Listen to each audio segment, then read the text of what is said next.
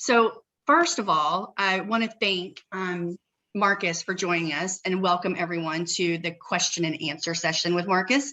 Marcus is the systems analyst with Texas State University, and he has generously agreed to join us today to discuss how Texas State successfully implemented Cengage Unlimited for institutions through Banner.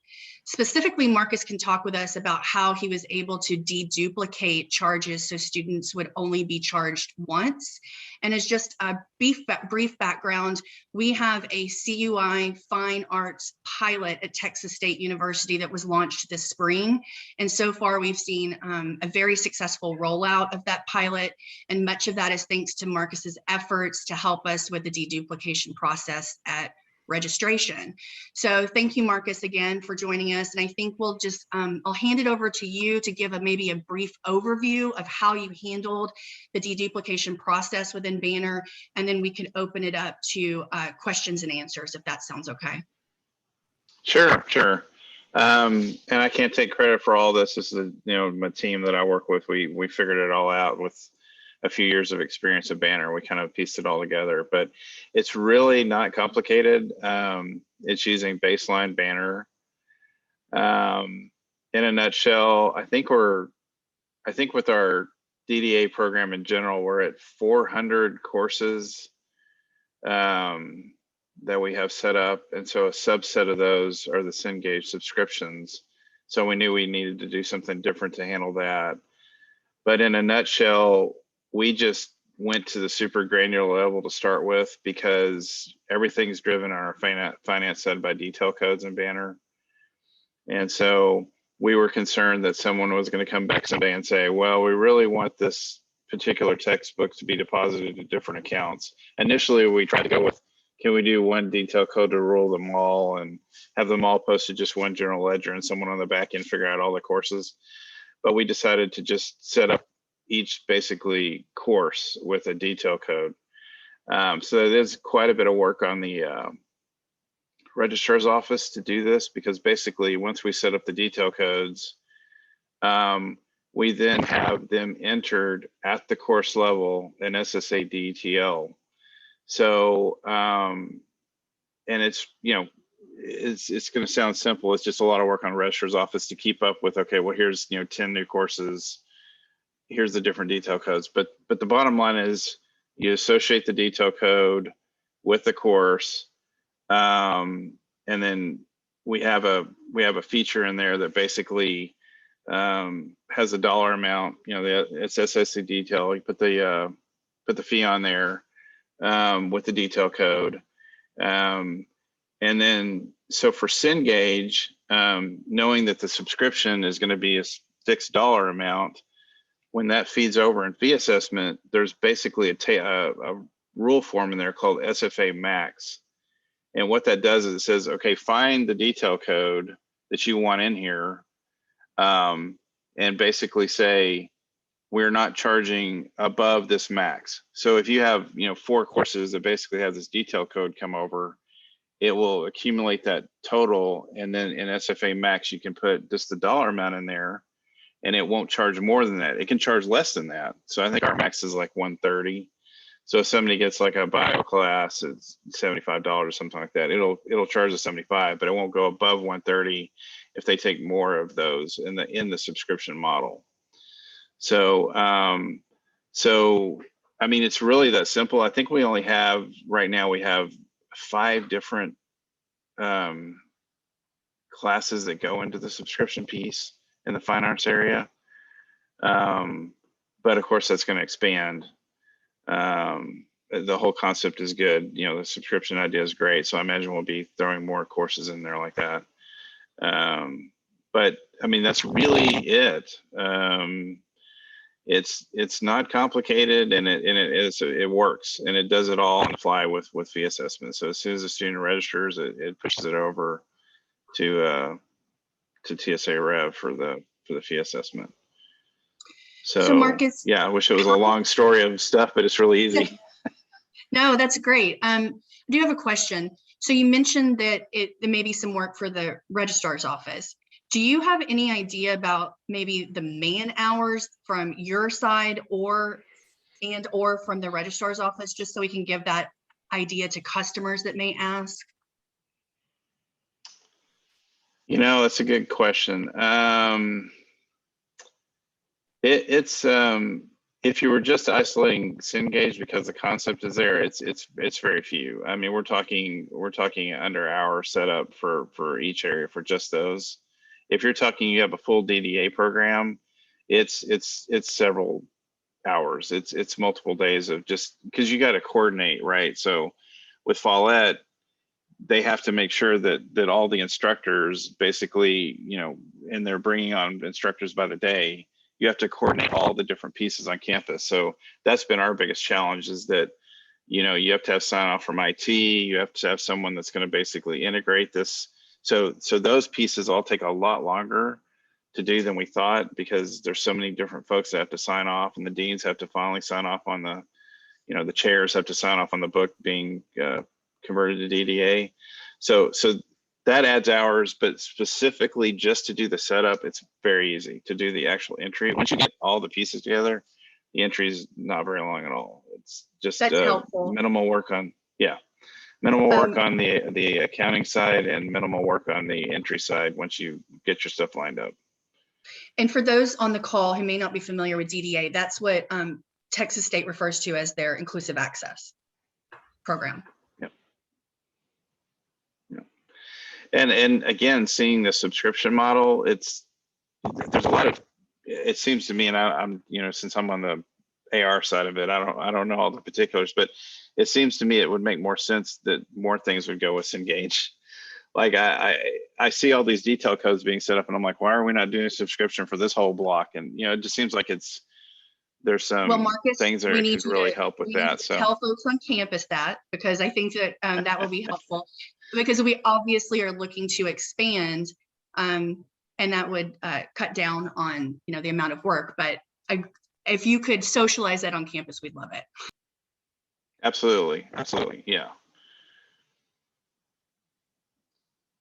And if to handle, the only other piece that I didn't talk about is if, let's say, you needed to opt out because there's an opt-out option, whatever, that with a subscription is a little different, right? So you can't, if you've got multiple courses inside the subscription, you can opt out of one of the course, but as long as those other courses are still in there, you're still going to get charged up to the maximum of the subscription. You'd have to opt out of all your courses to be able to get out. So that's all handled with we have basically an attribute inside the course that backs off the individual fee, but you'd have to literally opt out of each one of your courses to be able to see an impact on subscription. If you were, you're saying I wanted to get out of every single one that was in the subscription. So in other words, it handles it automatically.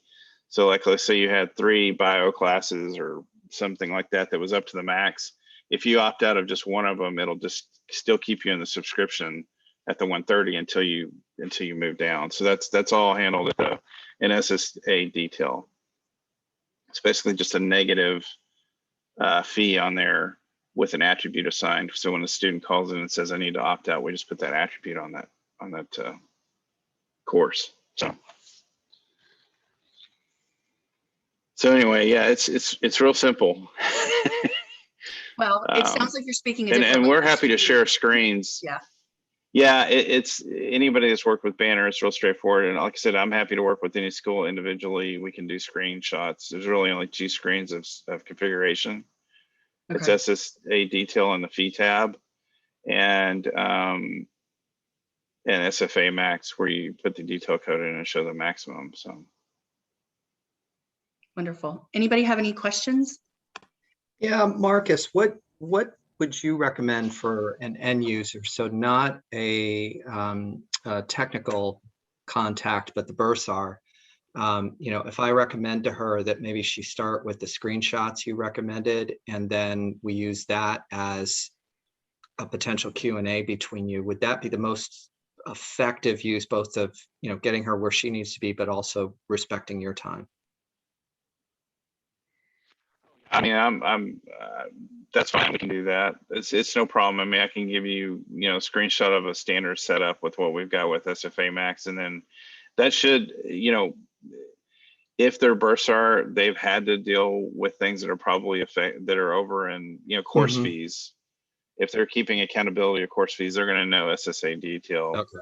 If they've never done course fees before, it may be kind of shocking to see that they can leverage some things through course fees, but that'll help them with other stuff that they could, because we do other things there. We do lab fees, continuing education. We put in course on directly on the course. So yeah, I mean, I can do some screenshots and send them out to the group, and there's nothing in there that's private, just detail code. So Perfect. Yeah, I just was trying to think of what's the most efficient way to do this that we could share with other customers as well. She seems, in this particular case, she seems super confident. She just loved the idea of being able to chat with you. yeah, absolutely. Yeah, I'm definitely available for that. Thank you. Appreciate that. Yeah, kind of same here. Sure. So I have Adam Davis on. He's actually one of our customers. So down in Florida Southwestern State College. So thanks for Okay. joining them. And Marcus, I can't thank you enough for offering to share these screenshots and so forth, because I think it's gonna really allow us to kind of codify how to go about this. And although each school has a little nuance here and there, Banner is pretty, like you said, straightforward. And I think it will be a tremendous help if you can send those out. And can you include Adam on that, whatever you send to us? Sure, Yeah, if absolutely. you could, Yeah. that would be great, Marcus. Yeah. My Does IT, it? Okay. Yeah, my IT team would love to see that, and they might, reach out to you directly. They're pretty savvy, so I think, they might catch on pretty quick. I don't think, this is anywhere beyond them. Like you said, it sounds pretty simple even on my level at auxiliary. The one question I did kind of have, we're in the middle of, we've already opened up fall enrollment. So some of our professors have asked, kind of after enrollment has started, we're over 50% enrolled for fall. This would be a little bit of a tough situation to try and do for fall with that many enrolled. I think adding this on means that they have to go back into their account and see this. Do you have any ideas or thoughts on that? Yeah, we've had that struggle too. Banner has this feature that in certain situations with fee assessment, once courses have been set up, once fee assessments run, you have to unenroll and re-enroll everybody to get it to re-fee assess. But if you have not done fee assessment yet, you can still configure. So right now we've got enrollment, but we're still actually adding some courses in for fall. And so as long as you haven't done fee assessment yet, any changes you make, you can have up to, because our fee assessment is August 1st for fall. So we'll be doing that entry all the way up to that point without having to unenroll and re-enroll students. Once the fee assessment runs, then you have to churn the students in and out to get that textbook to show up. Yeah, So I it's was just looking something to at be some aware fall of. enrollment, and I already see fees being assessed. So I think our Okay, bursar yeah. already assesses. I think it's just easier for them to do it at the point of enrollment, and then you'll see if a student drops a class, all those fees will drop off as well. But they seem to be tagging fees in Banner immediately after they enroll. Okay, that's interesting. And they must be Yeah, linked in a detail code or something. yes, that's definitely what they're doing there. They have it live, and it would be a little bit trickier trying to do this. We always are real, because it wasn't Cengage this time, but we missed a DDA, and we had a bio class that didn't get charged in spring, and that was just that's just a painful experience, right? You've billed, your X number of days into the semester, and now you got to add a fee on. That's never a good thing. So it's yeah, for us, we also probably have not the best semester to bring it up. We have a drop for non-payment before the semester starts, so they get dropped from their classes if they haven't paid any fees or tuition. So that could create a massive issue. I know that we are going to roll this out, so I definitely am going to put my team in contact with you and give them your information so that if there's anything that they need, and I appreciate you opening the door to that. And I think we're definitely, Sure. we'll definitely be doing this in the spring, which is really Okay. our best time to do these types of rollouts, where fall is Yeah. always a heavy lift. Exactly. No, absolutely. Totally understand that. Yeah, we can definitely help you out. Great, Marcus, I thank had you a very question. much. Sure. So Yes, from sir. what I understand, if you have a max point of a fee will be assessed up to a certain amount. But what if students have multiple fees from different courses? So let's say they're in chemistry with a $75 lab fee, they're in auto tech with a $100 fee over there, and then there was Cengage Unlimited, and let's just say a year-long code is 180. If your max is at I don't know what you normally put your max at, but how would you do that to not conflict with the other natural fees that would flow through? Well, yeah, and Emily and I talked about that. That's why we want to bring more on board, because they will be charged those if they're not in the subscription program, they get charged the textbook for it on its own, because it's not part of the SFA max rule. So like you said, if it was a chemistry class sitting side of subscription, it's going to get assessed that. So it's the students are seeing lots of different textbooks on their account, but when they get to the subscription ones that are inclusive, then the fee, is only up to 130. So they can, and we've got calls about us like, well, okay, you're in 3 of these. Why am I being charged more for this one? It's like, well, it's not part of the subscription. So you're getting charged separately. And that's, bringing the conversation into campus about, well, we probably, we just have way more DDAs than we have in the subscription. So, but they are getting charged that in addition. Yeah. Got it. Thank you. Yeah, sure. And I'm assuming Emily will never have, because we've even tried to take into consideration if there's 2 different kinds of subscriptions. Let's say engineering for some reason just has a much higher max. For whatever reason, like it's 2 different tiers of subscription. That would be kind of strange, but we can handle that Right. too. As I said, Well- all your engineering books are going to be at 200, and all your fine arts books are going to be at 130. So we would just put a separate SFA max rule in that would basically bundle those together. And Marcus, we would prefer to always deploy one subscription length. Right now, it's that $119.99, right? And Okay, so gotcha. when we're looking to expand across campus, we would like to keep it at everybody on the same subscription length. That's great. Just for ease. Yeah, I Okay. think that's a better, that's great. Yeah. a better experience for everybody. Way easier to explain. Yeah.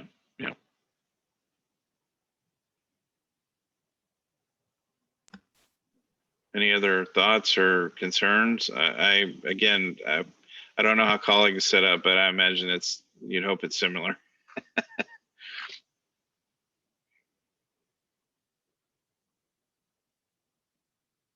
No other questions?